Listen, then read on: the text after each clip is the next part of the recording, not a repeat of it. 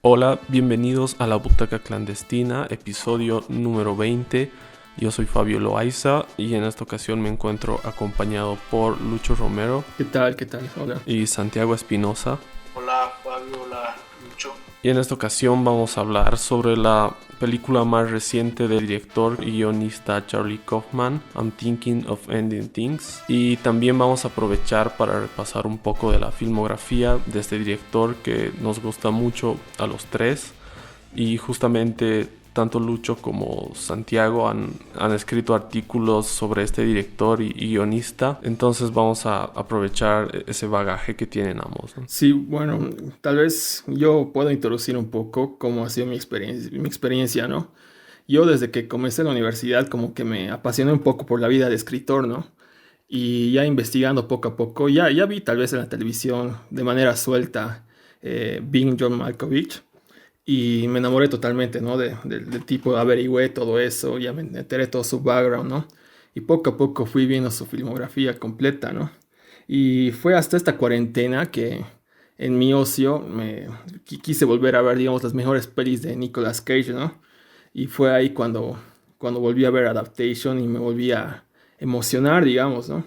Y ahí me puse a curiosear por el internet y ya me enteré que Netflix había firmado con el escritor para sacar una película este mismo año, ¿no? Yo estaba esperando que no se suspenda porque todo indicaba que sí, porque no había ni trailers ni nada, ¿no? Hasta que hace un poco más de un mes hemos tenido el primer tráiler y ya llegó, ¿no? Bueno, puedo seguir. Yo tengo una relación mucho más antigua con el cine de Charlie Kaufman. Digamos que es como, sus primeras películas son como contemporáneas a cuando yo estaba entrando más o menos a la universidad o acabando el colegio, digamos, ¿no? O sea, su primera película, que es Being John Malkovich, es del 99, que es cuando todavía yo estaba en colegio. Y era, digamos, fue una película que descubrí todavía en los videoclubs, ¿no? Es una institución ya desaparecida hace mucho tiempo. Y bueno, fue una película que en su momento me voló la cabeza. Recuerdo haberla visto, si no, el mismo 99, el 2000, o sea, cuando últimos años de colegio.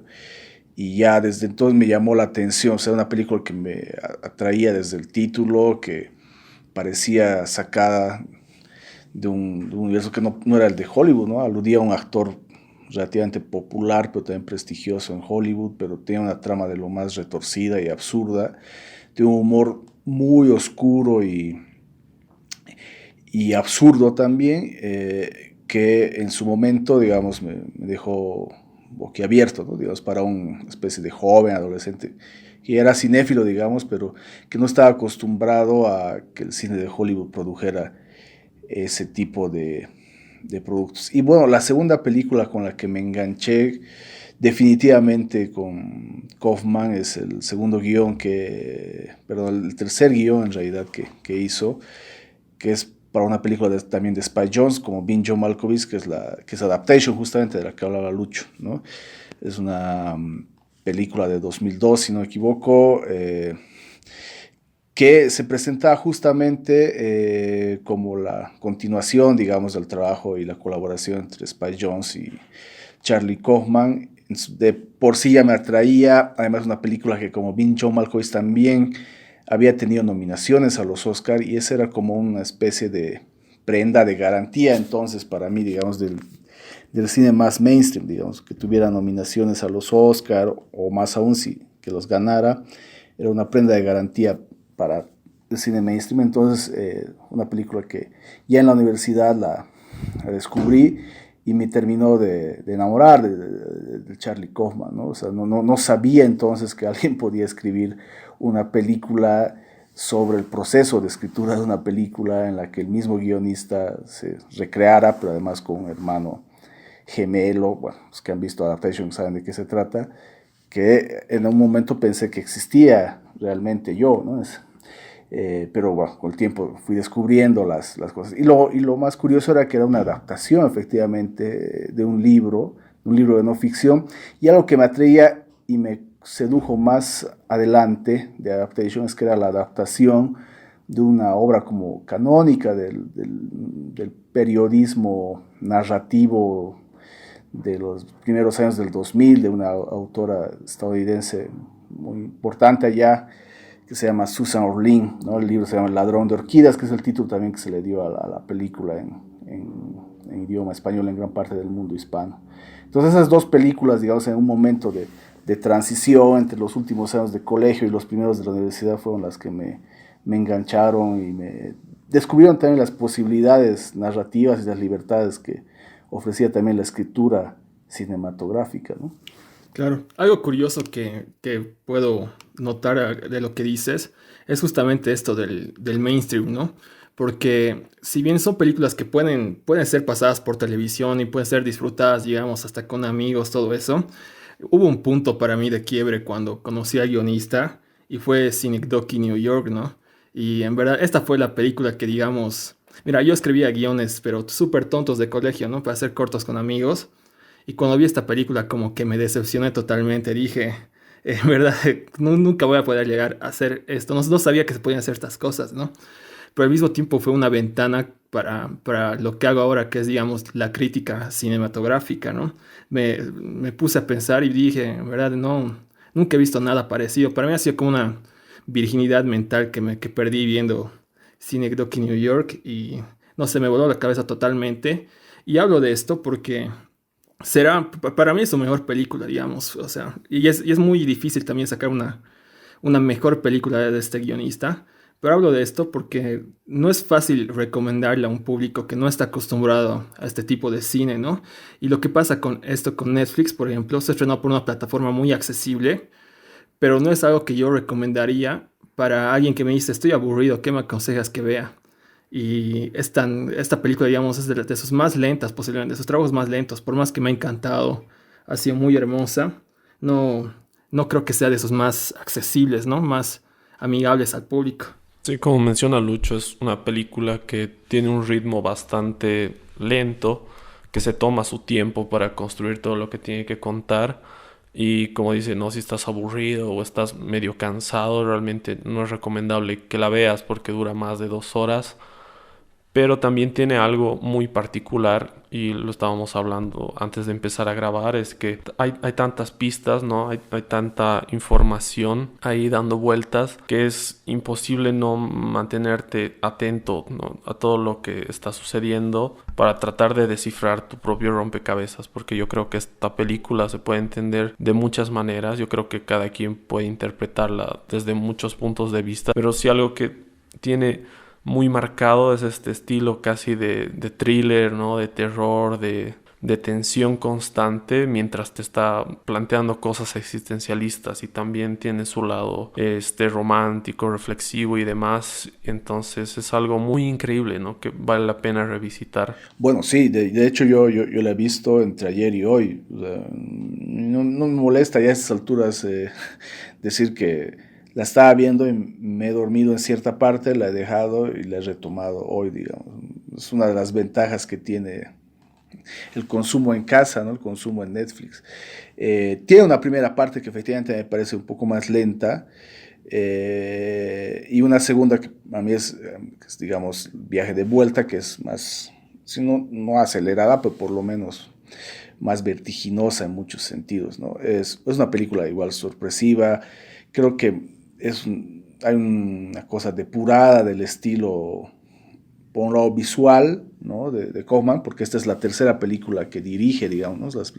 Las primeras de las que hablábamos hace rato son básicamente escritas y fueron sobre todo dirigidas por dos cineastas más o menos afines a sus búsquedas y estilos, que son Spike Jonze y Michel Gondry, ¿no? Entonces, esta es la tercera película que dirige después de justamente Synecdoche en Nueva York y Anomalisa, que es una animada de hace algunos años. Y yo por lo menos veo un depuramiento estilístico. Y también hay una suerte de autorreferencialidad, ¿no? O sea, parece un cineasta que ya empieza a citarse, lo cual no necesariamente es malo ni bueno, sino es alguien que ya te ha demostrado que tiene una obra, ¿no? Sobre la que trabajar, sobre la que seguir un camino, sin necesariamente repetirse, ¿no? Hay imágenes que a mí de I'm Thinking of Ending Things me remiten muy vivamente a, por ejemplo, Eternal Sunshine of the Spotless Mind, que probablemente es la película más popular o la más celebrada, si se quiere, de las de Charlie Kaufman, ¿no? Escrita por él, dirigida por Michel Gondry, ¿no? Que le mereció un Oscar en su momento al mejor guión. Hay por un lado, visualmente creo que tiene algunas reminiscencias de eso, pero digamos, temáticamente sí creo que conecta mejor con el universo que había inaugurado Kaufman en su primera película como director, que es Cine Negro, que Nueva York, ¿no? Y bueno, están los temas de siempre, pero claro, hay una complejidad probablemente como estética o formal exige que la película sea vista muchas veces, y yo creo que es algo que se lo va a hacer y se ha hecho siempre, yo creo, con el cine de Kaufman, ¿no? Es un cine que vale la pena seguir viendo, revisitar, porque se descubren nuevas cosas. Yo tengo apenas un visionado de I'm Thinking of Ending Things, o sea, que es básicamente la película de Kaufman que he visto menos veces, y ya de por sí me ha despertado muchas más ganas de verla nuevamente, ¿no? Creo que es una película, así como dicen ustedes, polisémica, que se presta a un sinnúmero de interpretaciones, y que creo que es una de las mejores películas del año, probablemente de seguro una de las mejores que hay en el catálogo de Netflix actual, y seguramente va a dar mucho que hablar, ¿no? Es una película que no es fácil de contar, como dicen, tal vez no es tampoco fácil de recomendar, pero que no creo que le haga a nadie mal verla en algún momento, ¿no? Aunque se duerma a la mitad como yo. Completamente, quiero retomar algo que dices. Esta complejidad que estabas mencionando, que ya es casi como una firma de Kaufman, yo creo que la podemos ver en la subjetividad al elegir un protagonista, ¿no? Porque como en muchas de sus obras tenemos un cambio de protagonista tal vez a media película, esta vez casi por el final. Y tenemos escenas muy largas, ¿no? Como estos 30 minutos de viaje de entrada. Y sí, se siente mucho a Kaufman, especialmente en la distorsión que se tiene poco a poco, ¿no? Ya más adelante, cuando hablemos un poco de la interpretación que tenemos de la historia, es algo que poco a poco se va distorsionando, ¿no? Como Synecdoche en Nueva York. Algo que también decías, mencionabas que es una de las mejores pelis del año, a tu parecer. Y para mí es un debate interesante que también estamos hablando con Fabio antes de grabar. Si podría clasificar a los Oscars, considerando que pocos proyectos han visto la luz este año, ¿no? Y que tal vez las plataformas de streaming van a aprovechar esto justamente, ¿no? Quizás sean la temporada de premiaciones con más plataformas de streaming que veamos, ¿no? Lo de la temporada de premios 2020-21 sigue siendo un misterio a estas alturas, ¿no? O sea, obviamente la industria no quiere renunciar a que exista, ¿no? Es unos periodos del año de mayor autocelebración, pues es la época en que se festejan a ellos mismos, se felicitan a ellos mismos, se premian a ellos mismos. Es difícil que la industria renuncie a ese ritual que dura meses, además, consagrado a la autocelebración. Pero lo que no se sabe muy bien es qué va a pasar y qué película, qué cine va a entrar, porque efectivamente los estrenos en sala son reducidos. Ahora mismo, lo poco que se está estrenando en sala está Tenet, del nuevo trabajo de Christopher Nolan, y poco más, ¿no? O sea, habrá que ver qué pasa en la temporada. O sea, Netflix ya se ha colado en las últimas ceremonias de los Oscar y de otros premios similares, pero al final ha sido siempre como desplantada, ¿no? Le han robado los premios principales ahí en la misma tarima del Kodak Theater de Los Ángeles, ¿no? O sea, sigue habiendo como un desprecio, una subestimación de las vacas sagradas de Hollywood sobre Netflix, que probablemente ahorita es la plataforma más importante, ya no solo de exhibición, sino también una de las más importantes de producción de cine, ¿no? Ya no es solo una paginita para ver y películas, sino se ha vuelto un polo de producción de películas también de prestigio, y que I'm Thinking of Ending Things haya llegado ahí, que Mank de Fincher vaya a estrenarse ahí, que hace poco se ha estrenado The Five Bloods de Spike Lee ahí, que la anterior de los Coen también se estrenó. Habla de que, sin hablar de Scorsese y Noah Baumbach, ¿no?, que han estado en los Oscars de este año, habla de que Netflix está invirtiendo fuerte en su prestigio y en su imagen, justamente para ganarse este aprecio y este reconocimiento de la industria más conservadora, ¿no?, de las facciones más conservadoras de Hollywood, que están encabezadas por gente como Spielberg, que creen que el cine no es necesariamente lo que está en Netflix o lo que se exhibe en Netflix, ¿no? Nos queda todavía el misterio o la duda de cómo va a ser la temporada de premios. Tampoco debe sorprender que se suspenda, así como se han suspendido algunos eventos deportivos como las Olimpiadas.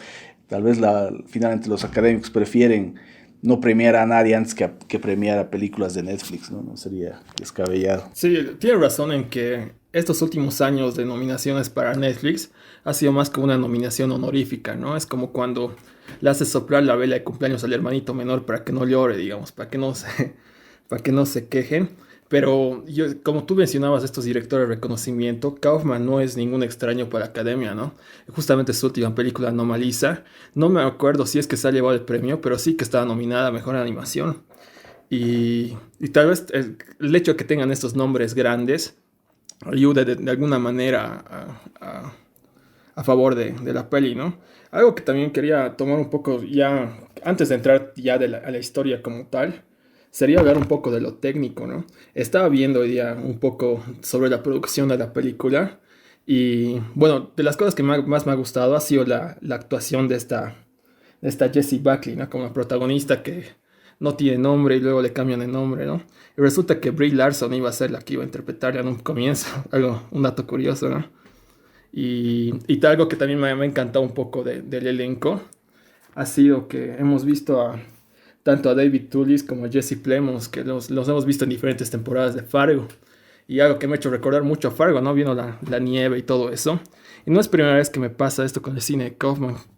Ayer que estabas hablando, por ejemplo, Santi, en el podcast de los 400 segundos, estabas hablando de Naturaleza Humana. Yo cuando vi Naturaleza Humana me acordé mucho del cine de los Coen, justamente. Especialmente de Hatsucker Proxy, ¿no? Por ver a Tim Robbins. Y me parece una elección de actores muy peculiar, ¿no? Quién sabe por ahí si Philip Seymour Hoffman seguía vivo. Lo hubiéramos visto como el conserje. Para mí es un papel muy pegado a esto que hace, ¿no? Bueno, sí, me que es un muy interesante apunte esto de los guiños, bueno, o por lo menos las conexiones que genera, porque muchas de las conexiones también que la gente que escribe o ve cine, los cinéfilos, digamos, tenemos, pueden ser muy arbitrarias o no, y al final no importa. Me parece interesante, ¿no? O sea, es cierto, yo de David Towles sí me acordaba de que es el protagonista de la segunda, ¿no? Perdón, de la tercera temporada de Fargo, que es tremenda, ¿no? Y Jesse Plemons, si no me equivoco, está en la segunda, ¿no? Jesse Plemons, que por cierto es entre las conexiones igual más mundanas que se puede ver, es la pareja, o era, de Kirsten Dunst, que es una actriz también que ha estado en el universo de Charlie Kaufman, es una de las actrices de Eternal Sunshine, ¿no? De Spotless Mind. Y si la nieve, digamos, es una marca así casi de estilo en un cierto cine, no marginal, pero independiente, ¿no? Los Coen, obviamente, en Fargo sí, ¿no? Y claro, a mí Eternal Sunshine es una de las marcas. Aquí, claro, la nieve tiene un papel fundamental, ¿no? La tormenta es como lo único que no cambia, lo único probablemente comprensible a plenitud dentro de la película es la nieve, es lo único que se mantiene inalterable hasta el final. Y claro, Kaufman sabe trabajar, y es una de sus inquietudes que trabaja las atmósferas, ¿no? Interiores y exteriores, ¿no? O sea, la nieve no es un dato menor. Yo tengo una curiosidad ahí sobre hasta qué punto habrá trabajado la adaptación, porque también es un libro la base de esta película, y habría que saber en qué medida, conociendo la irreverencia con que Kaufman trata los materiales originales, decía hasta qué punto habrás respetado y usado el material original, el libro original que está basado la película. Es un tema que seguramente los que han leído la obra podrán descubrirnos, porque para nosotros, claro, es una película totalmente kaufmaniana, pero no sabemos en qué medida remite o no, o deriva o no del libro original, ¿no? Sí, un dato interesante el que das, porque me acuerdo cuando vi Adaptation sin tener idea de lo que era realmente, ¿no? De toda la historia que estaba detrás. Luego me puse a ver entrevistas con Susan Orlean, por ejemplo, y cómo ella no aprobó para nada el guión, ¿no? Y mucho de eso también se ve en la misma película. Y poco a poco le fue convenciendo hasta el día de hoy que finalmente lo ve como algo grato, ¿no? Y sí es definitivamente una tarea que podemos tener para revisarla. Yo por lo menos voy a revisar el libro. No sé si leerlo, pero definitivamente hay que saber cuáles son las diferencias más importantes. Si es que hay muchos detalles que son ya parte de la escritura de Kaufman, que es quizás lo que más llama la atención, y mencionaba Santi, es esto de la tormenta, ¿no? Porque sin contar con el final de la película, vemos contados escenarios, eran 3 o 4 escenarios los que vemos, y vemos full nieve, ¿no? Estamos en una especie de claustrofobia, ¿no? Esta ambientación que, verá, te hace sentir de que no puede escapar a ningún lado. Justamente esta chica que quiere terminar con su pareja, pero no tiene dónde correr, ¿no? En verdad, tú te pones en su lugar muchas veces, ¿no? Y esto, no sé cómo se habrá tratado en el libro, pero en verdad para mí es algo muy, muy cinematográfico, ¿no? Con el sonido, etcétera.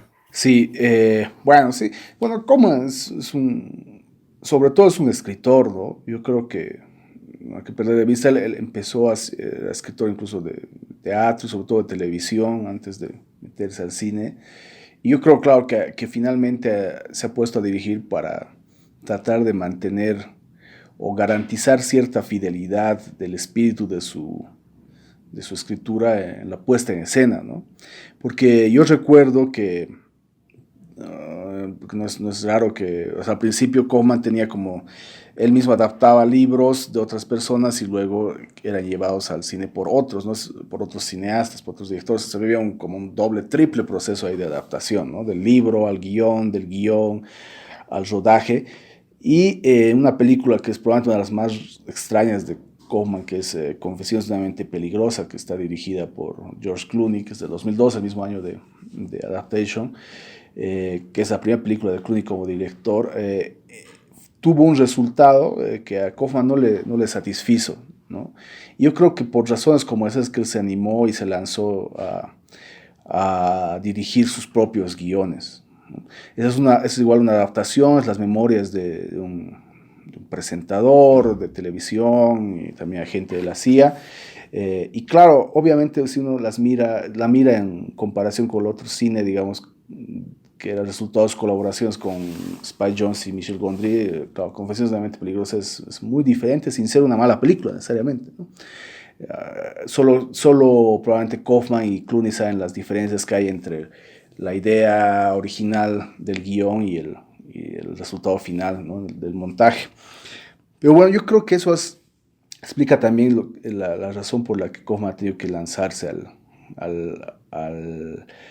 la dirección, ¿no? O sea, los guionistas no dejan de ser una suerte de obreros más o menos respetados en Hollywood, ¿no? Son parte de una cadena de montaje bastante bien aceitada y en funcionamiento permanente, en la que, claro, las figuras más demiúrgicas, o sea, con más poder, son los directores, ¿no? Entonces Kaufman era un cineasta, un escritor al que le venía interesando desde el inicio la idea de tener el control, la posibilidad de moldear también sus personajes, sus historias, ¿no? Normaliza, hablábamos ayer en una charla, obedece casi literalmente la idea de moldear los personajes, sus historias, ¿no? Desde la animación stop motion. Ni hablar de la primera película que escribió, que es Being John Malkovich, en la que un protagonista masculino es un titiritero, digamos, ¿no? Alguien que tiene el control sobre sus personajes. La figura esta del demiurgo, digamos, alguien que tiene el poder sobre los otros, que quiere acomodar la vida de los otros a su medida, es algo que está muy presente en el cine de Kaufman, y que tiene que ver con el ejercicio creativo, ¿no? El creador, el escritor, el científico, ¿no? Como alguien que es capaz de leer, pero también de cómo manipular las acciones y hasta los sentimientos, como pasa en Eternal Sunshine o en otras películas, de sus personajes. Es algo que lo obsesiona a Kaufman y que probablemente también explica en buena medida el por qué se ha convencido de la necesidad de dirigir sus propios guiones, ¿no? Sí, algo aparte que se traduce con su cine, ¿no? Porque vemos Synecdoche New York, que trata justamente sobre un director de teatro que se preocupa por cada detalle, ¿no?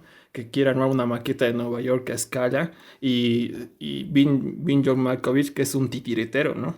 Que trata de manipular, ¿no? Algo que me gusta sobre lo que estabas hablando es de que, mira, hablamos de los directores como la figura, ¿no? Vemos el primer nombre que al ver una película ves el director, es una película de tal. Pero yo creo que Kaufman se emancipa un poco de esto, ¿no? Porque hablamos de John Malkovich y no, bueno, si bien nos acordamos de Spike Jonze, pero es John Malkovich de Kaufman al final, ¿no? Es alguien que ha podido trascender un poco esa etiqueta, ¿no? Y es por eso que yo creo que ha podido salir de, de su silla de escritor para hacer algo visual. Yo después de ver algunas de sus películas, me dio la curiosidad, ¿no? Y me descargué algunos de sus guiones. Y en verdad son guiones muy, muy específicos. Y creo que también es la misma razón por la que ha querido meterse un poco en la animación, como vos estabas mencionando, poder meter mano de alguna manera, ¿no? Y de alguna manera está logrando poco a poco ganarse su posición como director, ¿no? Porque desde mi punto de vista el director es como una especie de traductor, ¿no? Que tiene que interpretar el guión como tal y hacerlo visual, ¿no? O sea, mostrar lo que pasa en su cabeza como tal. No es como un libro, digamos, que las imágenes dependen de cada persona, ¿no? Sí, como mencionaban ambos, creo que un elemento común en el cine de Kaufman es la sensación de encierro en la que comúnmente están sus protagonistas. Mencionaban Anomalisa, John Malkovich, esta película también, y cómo refuerza, ¿no?, la capacidad narrativa que tiene Kaufman con la cinematografía en sus películas. Como dice, moldea tanto las realidades, los contextos de sus personajes, los universos que habitan. Por ejemplo, en esta película, lo que decía Lucho, ¿no? Esta sensación de encierro con la nieve, pero aparte con el 4:3, una cinematografía muy muy prolija, ¿no? Muy bien compuesta, plano por plano. Incluso la secuencia inicial da la sensación de estar viendo una galería de pinturas o algo por el estilo, y justamente hay, ¿no?, los dos personajes tienen una conexión muy particular con la pintura. Entonces yo creo que, o sea, entiende tan bien el lenguaje cinematográfico que ya empieza a conectarlo con otras expresiones artísticas, me parece, y es algo muy interesante de ver. Sí, ese es un asunto muy interesante de esta película, que es una especie de muestrario también como no sé cómo llamarlo, pero interdisciplinario de las artes, ¿no? O sea, es una película, obviamente, pero que bebe muy explícitamente de otras disciplinas artísticas y no de las disciplinas más convencionales de las que bebe el cine, digamos, ¿no? O sea, está la escritura, está la música, pero aquí en la película asoman otras, ¿no? De manera muy explícita. Está la danza, ¿no? Un número de danza que también remite al cine musical, que por lo menos yo no me acuerdo así de forma tan explícita, y estado en el cine anterior. Está la animación, que era bueno, Kaufman ya le había dedicado una película anterior, aunque en un sentido más puro, animada, como Anomalisa. Pero también hay elementos de cine hasta de terror, del cine fantástico. O sea, hay una suerte de construcción por capas de la película, ¿no? Que puede ser vista también como otra cosa, ¿no? Como algo más que una película, ¿no? A ratos parece también, y esto es algo que ya había trabajado, es también una especie de lectura medio poética de ciertas cosas, ¿no? Está ahí el personaje femenino, que es este gran descubrimiento del que hablaba el Lucho, Jessie Buckley. Es una suerte de mujer del Renacimiento, ¿no? Alguien que domina todas las disciplinas y artes habidos y por haber, ¿no? Es científica, está estudiando parte científica, pero también pinta, escribe, ¿no? O sea, es alguien que tiene un bagaje amplísimo de talentos y capacidades, ¿no? Y en las que, digamos, tiene una solvencia extraña, ¿no? Y hay algo que a mí me interesa igual de la película, que creo que no había encontrado tanto en anteriores de Kaufman, que probablemente es la película más cinéfila que le he visto. Tiene secuencias largas, de diálogos sobre todo, consagradas a hablar de cine y de películas. Una de las mejores secuencias para mí de la película, que es este largo viaje de vuelta desde la casa de los padres del protagonista masculino, es esta discusión que tienen entre los dos protagonistas, los dos Jessies, sobre una mujer bajo influencia, esta gran película de John Cassavetes, ¿no? Es una película de autor, digamos, o sea, el cine más autoral estadounidense, ¿no? O sea, el proto-indie gringo, digamos, ¿no? Y es una discusión de lo más profunda y vigente, porque no habla necesariamente de cuestiones cinematográficas, sino de los sentidos, incluso de los roles de género en el cine, la industria y la sociedad contemporánea. Y eso desde el cine. Y como eso también hay reminiscencias y guiños al musical, al cine musical, a otras películas y a la literatura, ¿no? Se van citando autores así con un desparpajo sin hacer mayor alarde, pero con cierta naturalidad, no disímiles, pero también tan heterodoxos como el poeta William Wordsworth o la literatura de David Foster Wallace, ¿no? No sé si es erudición, pero sí hay como un trabajo así como palimpséstico, digamos, de ir citando como las fuentes de las que bebe el relato y los temas y las formas y las fijaciones de Kaufman, ¿no? Y la cinefilia aparece ahí de una manera explícita y a mí es una cosa que me ha sorprendido y me ha gustado mucho en la película. Sí, algo interesante que tendríamos que comparar también con la novela, ¿no? ¿Qué tanto viene de Kaufman y qué tanto viene de la novela? Algo que quiero continuar estabas hablando de la protagonista, ¿no? Y como, para mí lo más interesante de esta prota es que puede tomar, digamos, conversaciones largas, ¿no? Durante la película se le ponen varios nombres, algo que ya voy a hablar un poco en mi interpretación y también muchas profesiones. Pero algo interesante es que, como muchos personajes de Kaufman, son personajes muy humanos, ¿no? Súper imperfectos. Me acuerdo a el papel de John Cusack en Being John Malkovich, que en verdad era un perdedor, pero muy perdedor, y no era el tipo de perdedor con el que te identificas, ¿no? Era un perdedor en verdad que no quería ser él y tampoco empatizabas con él, ¿no? Lo mismo con Synecdoche, New York. Pero aquí algo que me gusta de los diálogos, por ejemplo, es que la chica tartamudea. Ese detalle de tartamudear hace que no veamos, digamos, a una actriz interpretando un papel. Estamos viendo una persona que podría ser bien conocida nuestra, ¿no? Y tal vez siendo un poco más ya que nos estamos sumergiéndonos un poco a esto de la interpretación, sin querer alinear un poco lo que ustedes han visto en la película, ya hablando un poco de spoilers para los que estén escuchando esto, me ha gustado mucho lo que ya dije en un principio, el cambio de protagonista y cómo poco a poco la peli va tomando otra forma, ¿no? Porque mi interpretación es que la historia se cuenta en la mente del conserje que vemos poco a poco, ¿no? Entre cada escena. Y este conserje es Jake, ¿no? Que es el novio de la prota. Y poco a poco va mezclando recuerdos con cosas que hubiera querido que pasen. Porque se menciona, ¿no? Que es fanático de los musicales y luego de un número musical. Y luego la edad de sus padres va cambiando. Y luego se le imagina a su novia apoyándole. Y luego a sus padres intentando llevarse bien con él y luego peleando. Es muy interesante, ¿no? Hasta más se recuerda un poco a lo que es Mulholland Drive de David Lynch, porque, digamos, es un sueño a la inversa, ¿no? Pero aquí ya vemos directamente un pantallazo dentro de su mente, ¿no? Y no vemos, no sé cómo expresarlo, no lo vemos tan distorsionado, lo vemos tal como una persona con demencia recordaría esas cosas, ¿no?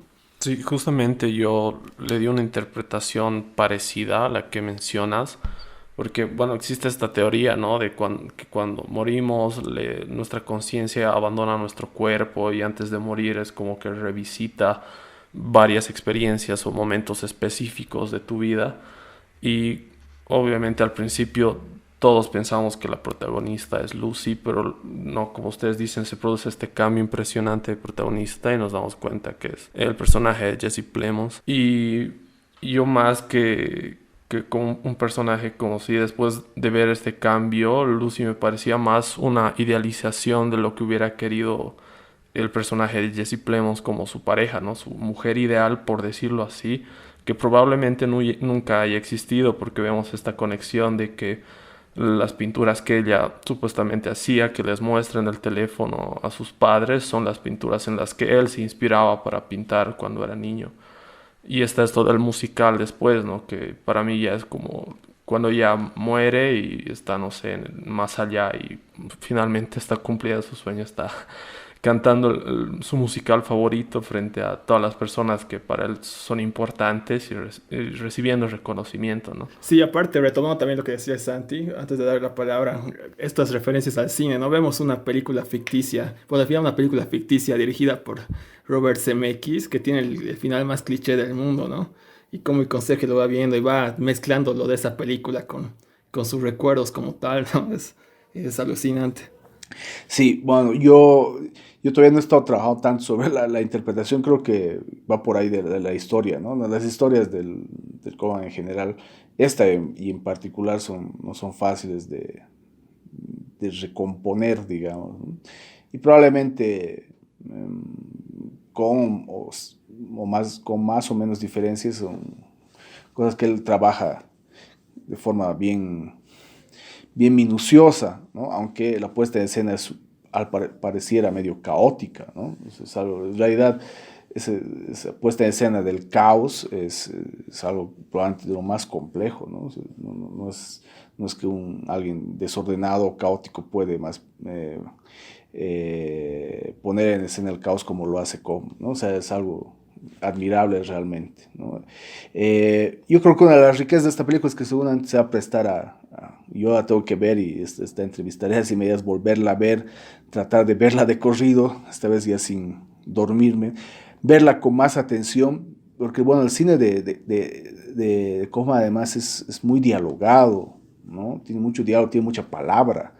Es un escritor que trabaja mucho la palabra. Hay casi al inicio de la película, en el viaje inicial, hay un largo poema de la protagonista que merece escucharse y releerse con más de una vez, ¿no? Porque casi que está contado también la historia del protagonista. Él mismo le dice, ¿no? Parece mi historia, le dice, ¿no? Por más que ella se lo niegue. Y como están los diálogos también del viaje de vuelta, ¿no? Yo creo que ahora mismo estoy fresco con la película, es una película que me ha fascinado, que me ha pinchado y que me ha recordado, digamos, el aprecio que le tenía a Kaufman. Y por otro lado también me ha hablado también de un cineasta más maduro, y también más melancólico incluso, ¿no? Porque el primer Kaufman, para mí el de los guiones que escribía para otros realizadores, para mí tenía como un ánimo, un espíritu todavía juguetón, ¿no? En el que todavía podía reírse de sí mismo y de sus historias y de sus personajes, ¿no? O sea, John Malkovich, Adaptation, Human Nature, e incluso Confesiones de una mente peligrosa, tenían esa dosis, digamos, de autoparodia y de caricaturización muy conscientes, ¿no? En el trabajo. Pero a partir de Cinéfilo que Nueva York es un cineasta que se ha ido volviendo más oscuro, en el que el humor que estaba tan presente en sus primeros guiones ha ido desapareciendo, lo que no es una mala noticia, sino habla de la maduración de un cineasta. No es que tampoco la película no tenga partes extrañas, tiene todavía esa dosis de humor absurdo que probablemente nos enganchó inicialmente a los guiones que dirigían otros cineastas, ¿no? Pero a mí hay una cosa melancólica, oscura, casi terrorífica a ratos que no estaba en el primer Kaufman, que me interesa y que habrá que darle seguimiento, ¿no? Es una película inquietante a ratos, ¿no? O sea, en la que incluso se ventilan temas y asuntos de lo más delicados, ¿no? Incluyen la violencia de las relaciones humanas, ¿no? Las relaciones familiares. En contrapartida, algo que me interesa y que creo que es una continuidad con el cine, digamos, de Kaufman, es este interés o esta fijación de Kaufman por la puesta en escena, ¿no? Es un director que siempre está muy interesado en la cuestión teatral, escenográfica del cine, ¿no? Desde John Malkovich, ¿no? La idea de este titiritero. Adaptation es una película sobre igual la escritura de una película. Human Nature tiene una escenografía de lo más extraña en la que habla un muerto desde el más allá.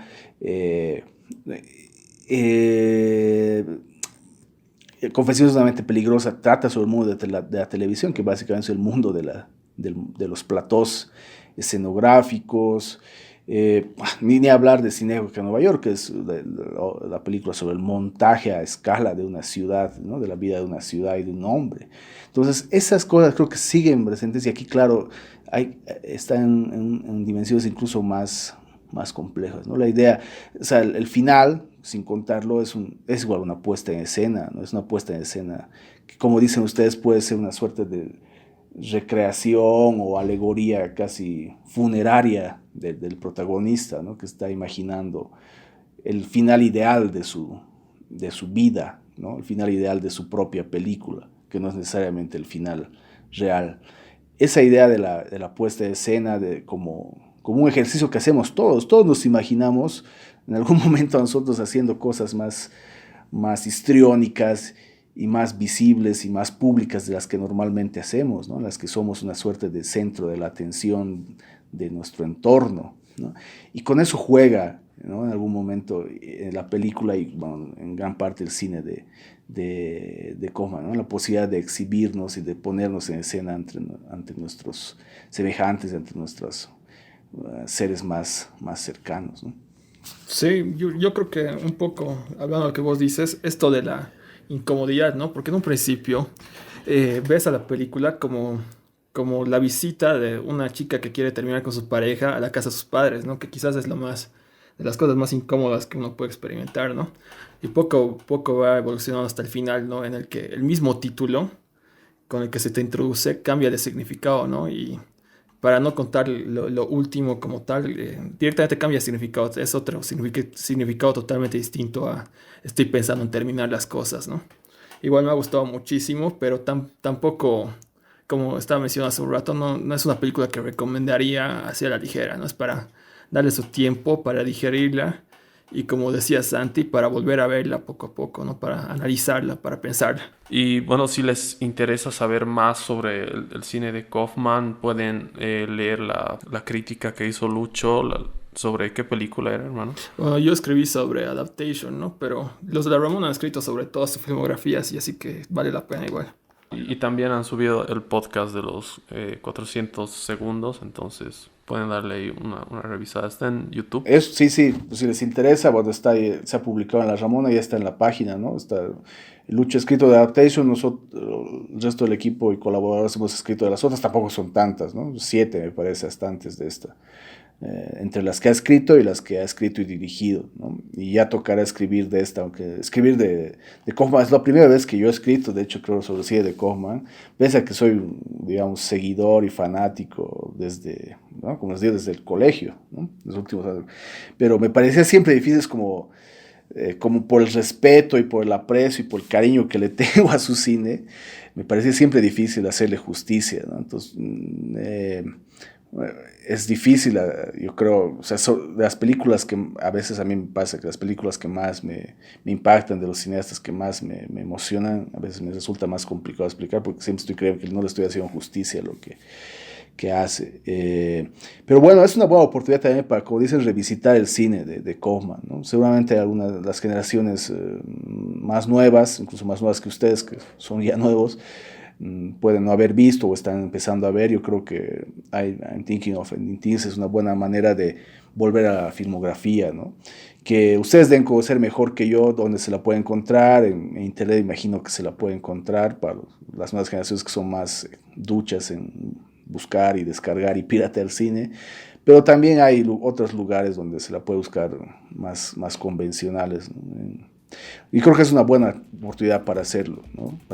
Hay películas que yo creo, como dice Lucho, más accesibles de Kaufman, que se las puede encontrar y que pueden ser una manera también interesante de entender esta película, ¿no? O sea, a veces las películas de los cineastas, de los grandes cineastas, de los autores, dialogan con sus otras películas y es algo que se puede encontrar en el cine de Kaufman. Sí, antes de terminar, puedo agregar, ¿no? Que justamente esta película está en Netflix y revisando esta mañana vi que Eternal Sunshine está en Amazon Prime. Así que también es un buen inicio, ¿no? Y bueno, este fue nuestro podcast acerca de I'm Thinking of Ending Things. Gracias por escucharnos y gracias Santi, gracias Lucho por participar. Gracias a ti, hermano. Gracias a ti, Fabio, gracias Lucho. Chao.